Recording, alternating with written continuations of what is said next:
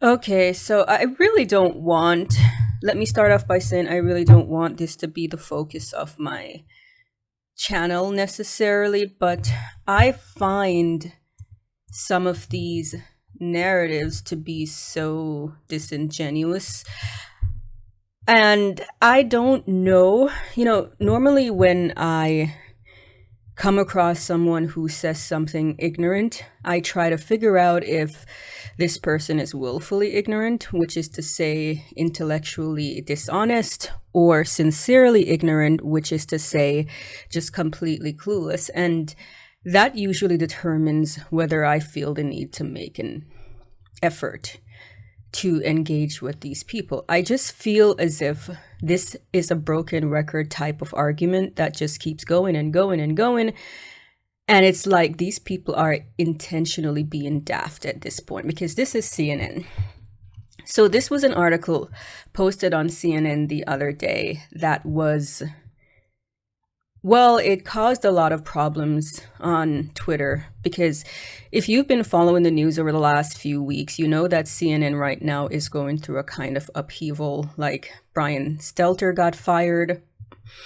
And there's been a lot of movement at Warner Brothers ever since the merger and, the dumping of Batgirl movie and various other stuff going on. So many people believe CNN is planning to go back to the center of the both sides of the issue debate.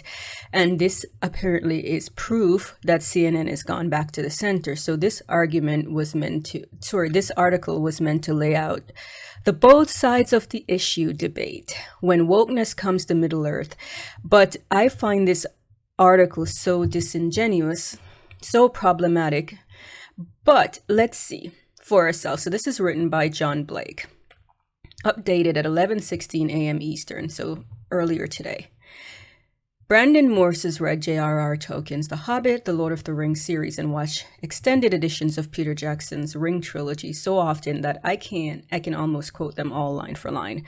That's great, Morse. But Morse is dreading a new addition to the Middle-earth canon that he says perverts and corrupts Tolkien's mythical medieval universe because TV showrunners have committed this storytelling crime. They are trying to wokeify Amazon's new series, The Lord of the Rings, The Rings of Power.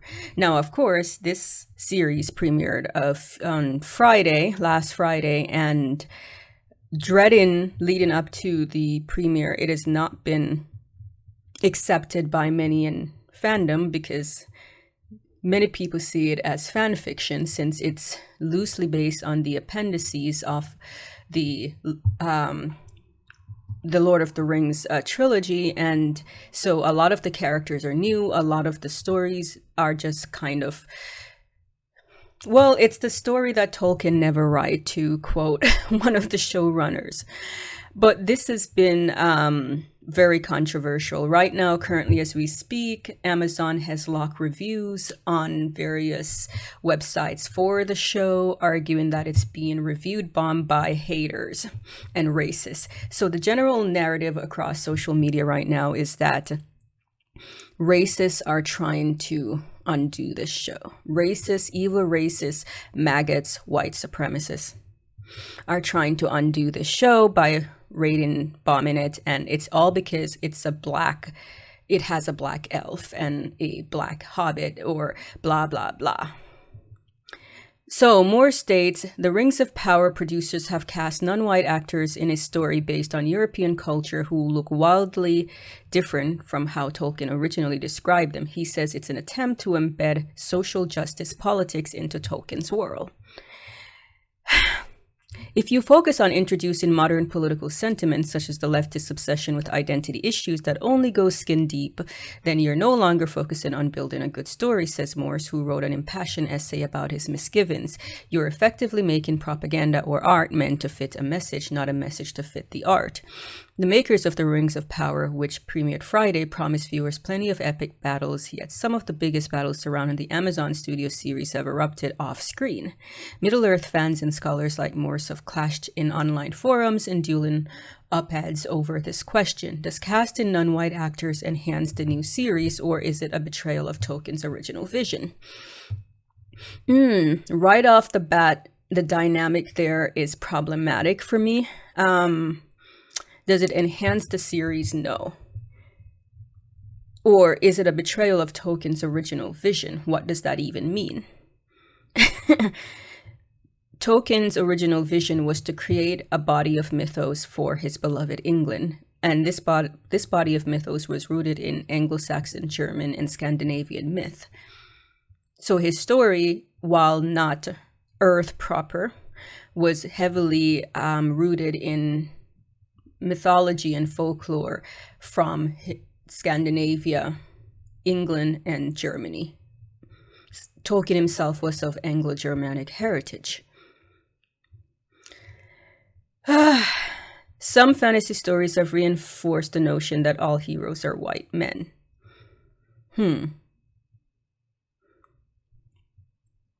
Middle-earth is not history, it's fantasy, Corin says. So this is a Reverend Michael Corin, author of J.R.R. Tolkien, the man who created The Lord of the Rings, that some people are complaining casting non-white actors in the new series will ruin the medieval world that Tolkien built. And his response is terse. My most intelligent response would be, that's total bullshit. Middle-earth is not history, it's fantasy, Corin says. So here is this disingenuous or ignorant response that I despise. Corin says he grew up in the United Kingdom during an era when it was common for popular shows to offer blatantly racist and anti-Semitic depictions of Black and Jewish people. I don't doubt that. But here is the dishonest response. Middle-earth is not history, it's fantasy. Again, this is going along with the belief that fantasy is synonymous with nonsensical, that because it's fantasy, it means anything goes. It's not being woke to say no, it's not acceptable anymore. No one is disagreeing with Mr. Cohn here. No one is disagreeing with that. This is simply being sensible, courteous, and empathetic. Being sensible, courteous, and empathetic doesn't mean diversity for diversity's sake. And I don't understand why these people don't understand that. Steve Toussaint, so this is the Black actor who plays a wealthy naval commander, the Snake in House of the Dragon, spoke to this debate recently when he revealed he's been criticized by white fans for being cast in the HBO series. They are happy with dragons flying, Toussaint said. They're happy with white hair and violet-colored eyes, but a rich Black guy, that is beyond paled. Again, this is either ignorance or willful ignorance and sincerely ignorance. No one is unhappy about a rich Black guy. The problem is the rich Black guy is in the wrong series. I don't think people understand that, making the Valarians Black completely upends, completely messes with the vision of those characters as basically white supremacists. Okay, so here's another example with the actor. So that was that you saw there was from the actor who played Corlys Velaryon in House of Dragon. And here's another good example where the casting makes little sense. So House of the Dragon follows the Targaryen dynasty, so a fair-skinned, white-haired race of incestuous aristocrats whose dragons' superior technology and fiercely guarded noble bloodlines give them the power to rule the Seven Kingdoms with an iron fist. The history of the Targaryen dynasty bears repeating is fraught with violence, the subjugation of lesser people, and an obsession with pure bloodlines that ends up being their undoing. So it was puzzling at best that the showrunners decided to populate the Targaryen family with a racially diverse cast, including Steve Toussaint, the Black British Caribbean actor who plays Lord Corlys Velaryon. They defended that the world is very different from 10 years ago, Lord la, which doesn't mean that you need token diverse casting. These types of stories need to be more inclusive. It's important for us to create a show that was not another bunch of white people on screen, just to put it bluntly. Again, I feel as if there are two different arguments. It's like that situation where two people are having a conversation about two different things, I feel, these people are assuming that the criticism of woke diversity in shows like the Game of Thrones franchise or Lord of the Rings franchise are people who don't want to see Black and other people in fantasy and science fiction. This is just completely dishonest because it's not true. This is not a matter of people not wanting to see Black and brown people in fantasy and science fiction. This is a matter of the proper context, because again, it has nothing to do with that. Both the Song of Ice and Fire franchise and the Lord of the Rings franchise are heavily rooted in European folklore, mythology, legends, and history. This is what people are saying. The irony of pushing race consciousness while failing to recognize that this isn't it. And what I mean by that is, apparently the only people who are not allowed to have their own things are people of European heritage. So race consciousness is, recognizing people's unique lived experiences and differences and treating those as on par with those of white people's unique experiences and differences. So by all means, this is token woke casting, because instead of giving opportunities to Black and non-white people to have their own fantasy worlds be portrayed on screen, we instead just take these Black and brown people and tokenize them by shoving them into an established European world, fantasy world, which is exactly the problem. The problem isn't the, Black and brown people in fantasy. The problem is Black and brown people in European fantasy. That is the problem. This is not what no one is saying. There shouldn't be Black and brown people in these things. We're saying stuffing them into a European fantasy is not real diversity.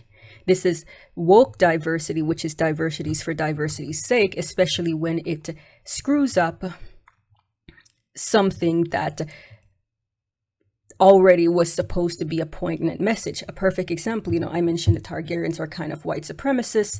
Well, yes, portraying the Targaryen dynasty as a rainbow coalition of racially mixed characters undermines key aspects of the plot, like the severity of their hubris and their long history of despotism, colonization, and subjugation of lesser people. It's an abject lesson in how not to do diversity casting, which has to be done right. If not, it's just insulting as no diversity at all. Perhaps more so. Yeah, I agree. Token diversity is worse than no diversity at all. Forced and haphazard casting that changes character nuances and motivations as well as entire plot lines beyond recognition undermines both actor and viewer. Doing diversity casting right means using it to enhance a work of fiction rather than weaken its entire premise. Failing to do this right reduces Black actors to their skin color rather than allowing them to inhabit a character that makes sense in its entirety. So, no, Steve Toussaint, it's not a matter of not wanting to see a rich Black man in a fantasy. It's that you are in a role that makes little sense.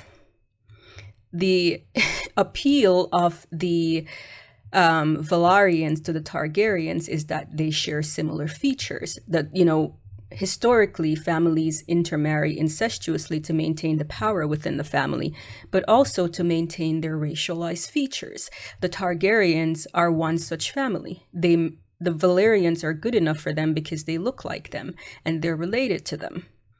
So it makes little sense then that they would now make the Valyrians Black, because then this changes and undermines the white supremacist aspect of the Targaryens, which ultimately leads to their demise. It's their hubris, it's their arrogance, their obsession with their purity that ultimately led to the madness being amplified within their bloodline, which ultimately led to the fall of their dynasty. Oh, and this also mentioned one of my favorite topics, Jodie Turner-Smith as Anne Boleyn. Diversity-driven choice to cast a black actress, and they attempted to defend that as identity conscious casting, which is to say, yeah, identity consciousness is in fact wokeness, since it's part of the CRT mantra of race consciousness. So yes, this is not, people think these two things are, people say things like, well, cast the best person for the job. Yes, you want to cast the best person for the job, but you also want to cast the right person for the job. And that's not the same thing. Like, it's common sense that when you're casting the Wakandans, you are looking for the best person among a group of Black people. So to say that, well, I'm going to cast a white guy to play one of the, T'Challa or someone similar because it's about casting the best person with no regard to the groundedness or the realistic nature of how people from Wakanda look would be inappropriate. It's the same thing with casting for these types of roles. Yes, the identity matters, hence the identity consciousness matters. So you should be cast based on what is appropriate racially, but you are also casting the best person among a group, not just simply the best person regardless of race. You're casting the best person among a group of people. The irony, because that is in fact identity consciousness. I don't understand how these people are missing that point. How they manage to do both race-conscious casting and colorblind casting makes little sense whatsoever. The race-conscious approach to storytelling ironically only works when you're not white. So, oh God.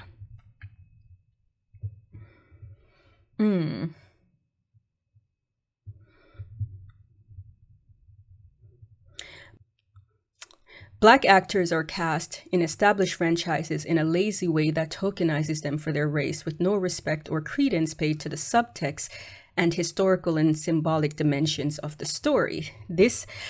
But the clumsiness of bad diversity casting also exposes something dark about the audiences for these prestige TV dramas. In the cast of House of Dragon, the message is clear. Your average woke Hollywood liberal can still root for a ruling class portrayed as malignant despots so long as they aren't all white. Duh. It's a key feature of pop wokeness, making it seem countercultural to side with the elite. Just make the elite diverse. Sandra Rhimes' hit Netflix show Bridgerton is another famous and recent example that features a diverse rainbow cast of fawning aristocrats, despite being set in the Georgian period, the height of the transatlantic slave trade. These desperate attempts to foster diversity blur the lines between aspirational fantasy and historical anachronism, which makes it hard to decipher how much of the impact of the story is lost when modern preoccupations with diversity and inclusion collide with unpleasant historical, mythological, and symbolic truth.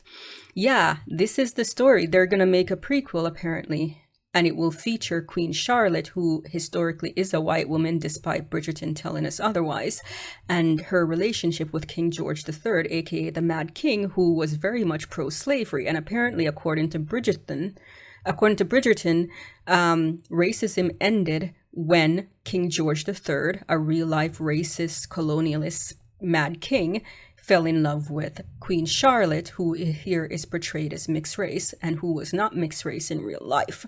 See my videos on that. So yes, so apparently they're going to make a series where you fall in love with King George III. They're going to romanticize King George III, who was a real-life despot, Mad King, pro-slaver to the point of nearly leading to a constitutional crisis in Britain. But yeah, hey, as long as it serves a diverse message, who cares? Diversity casting in deeply hierarchical narratives reveals how comfortable we are with the hierarchy, aristocracy, and even incestuous Aryan-like races, so long as it's white servants waiting on black queens and nobles, and so long as the eugenicist Aryans aren't all white.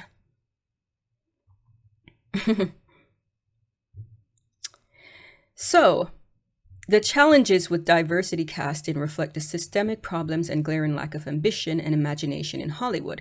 It's much easier for the highly profit-driven industry to slot token Black actors into already existing franchises that are guaranteed success, and much harder to take risk and tell new stories that feature prominent Black characters and myths that showcase the full scope of... Ooh, yeah, did I miss that? Yeah. Ooh. The full scope of the imagination and talent of people of color, a phrase I don't like, but yeah, that's what I've been saying. You know, it's easier to just make Corliss Valarian Black than it is to create, you know, transfer the works of Nnedi Okorafor to the big or small screen. You know, Africans and Black people have their own rich body of myth and folklore and history and legends, and you know, we are here writing and telling these stories, but no one wants to put those to the big screen or the small screen because that is a lot of time and effort. So why do that when they can always make Corlys Velaryon Black? And people think this is a win for diversity. It's not. It's not making anyone happy. It's tokenism. There's also the sad reality that these people have no confidence in their own stuff. They don't think their own stuff is good enough. So when you celebrate this, it tells me you don't think what you have as a culture or as a people is good enough. That you can only feel good about yourself if you have been tokenized and slotted into a story about, well, people who are more or less mythologized Europeans. So this is, in fact, diversity for diversity's casting, but for some reason, these people are just not being honest with what's going on. They're still being very much dishonest about it. Ooh. Okay, get rid of that. Yeah, I'm blocking you. So this article, you know, which is very tongue-in-cheek and very kind of, it uses stuff like wokeify and, you know, and it's... Do I think a lot of these anti-woke people do a good job of defending why this is problematic? No, I don't think a lot of them do it. I don't think they do a very good job. Here's another dishonest take, for example. So this is another dishonest take where apparently people don't like the new Galadriel because she is not feminine enough, which again is completely dishonest because these same people that they're claiming don't like her because she's not feminine enough are also people who are okay with Ellen Ripley from the Alien franchise and Sarah Connor from the Terminator franchise.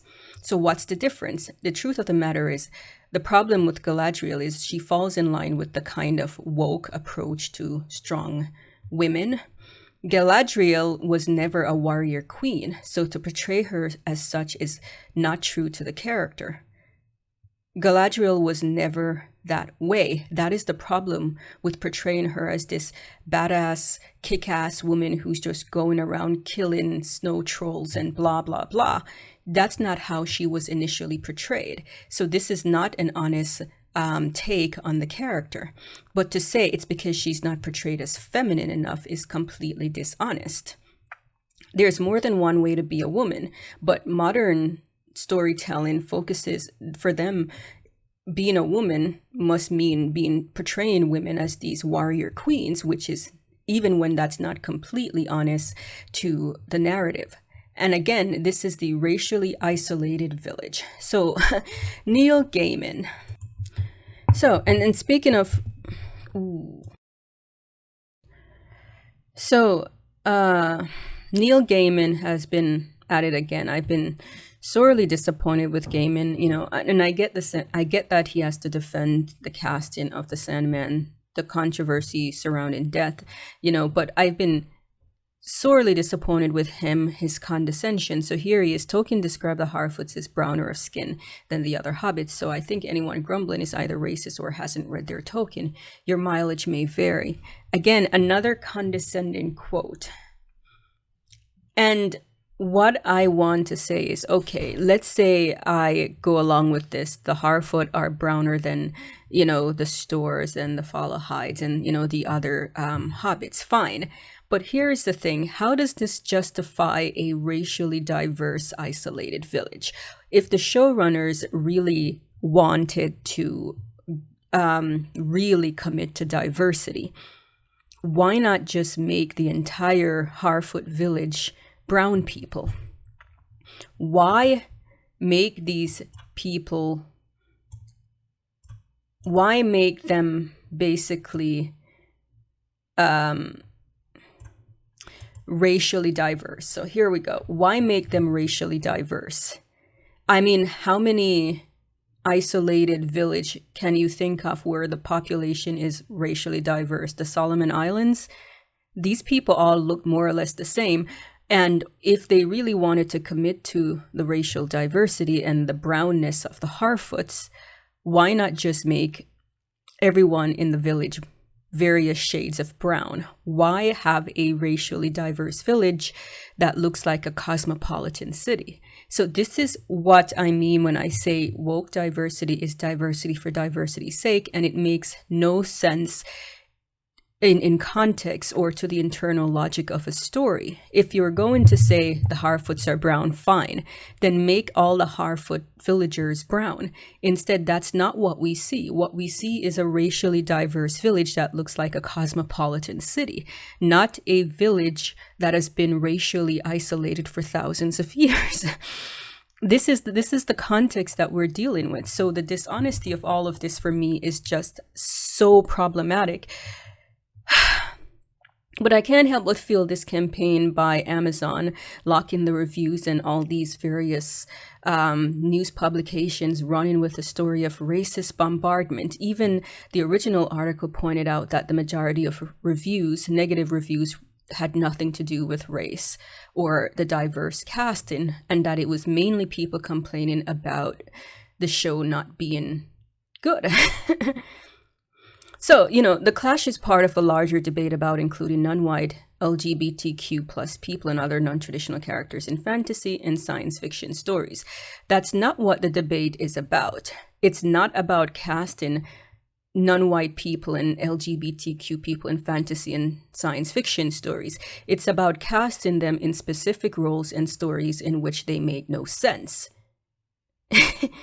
Critics say that the fantasy and science fiction world has long normalized the notion that only white men can be the hero. No, because the stories that have long been made are stories written by white men and rooted in white culture. So obviously those are going to be white.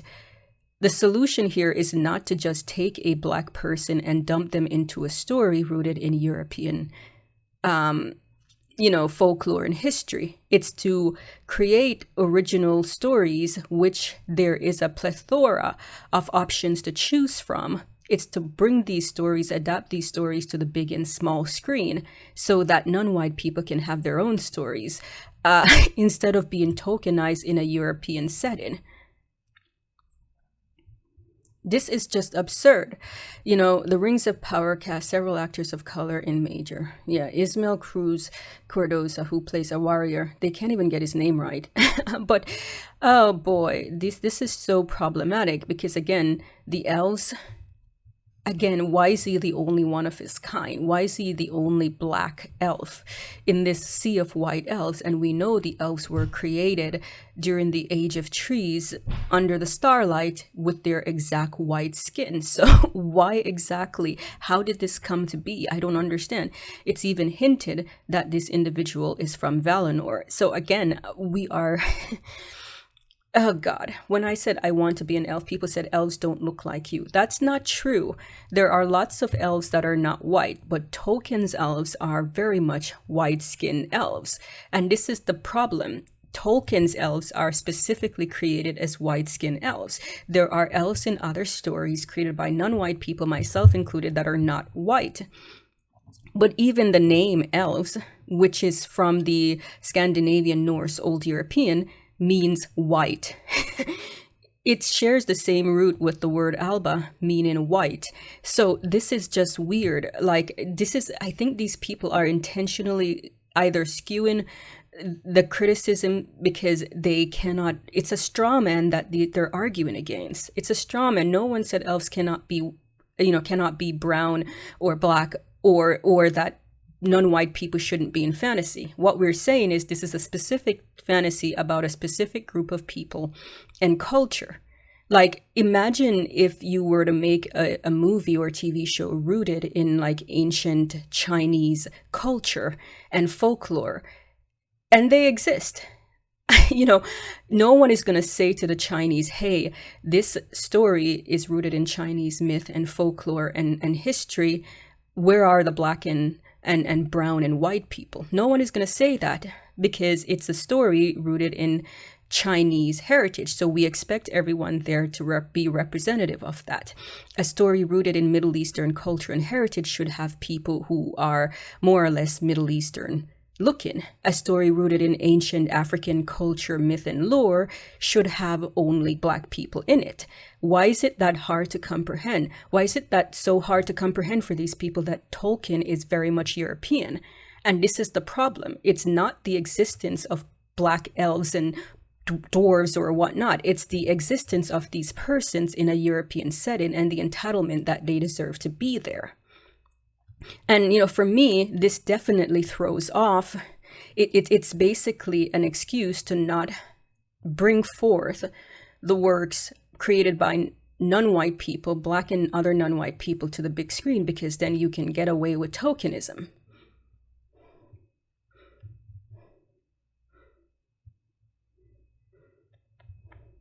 And I see it has elves and trolls and dragons, and you're mad about a black guy. No, that's not it.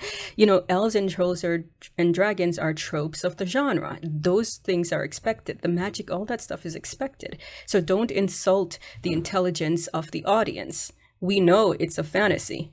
But at the same time, the problem with woke, diverse casting is it is not rooted in reality. I just pointed out to you, the racially diverse, isolated village. It's tokenism. That's the problem. The world should still follow some internal logic. And again, the fantastical is not a synonym for nonsensical. It doesn't feel organic. It feels like an agenda. It feels like diversity, inclusion, and equity policies being inserted itself into these shows. And if someone created a story about a great African kingdom of old, but one of the royals was white, people would naturally find this very out of place, Moore says. And he's right. This would especially be an issue if the story was previously established as all the characters having black skin. Again, it's the same thing. A story rooted in ancient African culture and folklore and history should not have any white people in it. It should not have any Asian people in it. So why is it that Tolkien is expected to have this? It's lazy.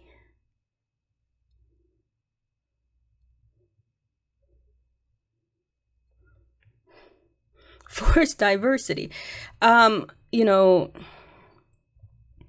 feel as if... Oh God, I just, anyway, I'm sort of done with this right now because I'm having some issues with the editing. Some see racism, blah, blah, blah. Racism in Tolkien, okay, that's a different issue altogether, and blah, blah, blah.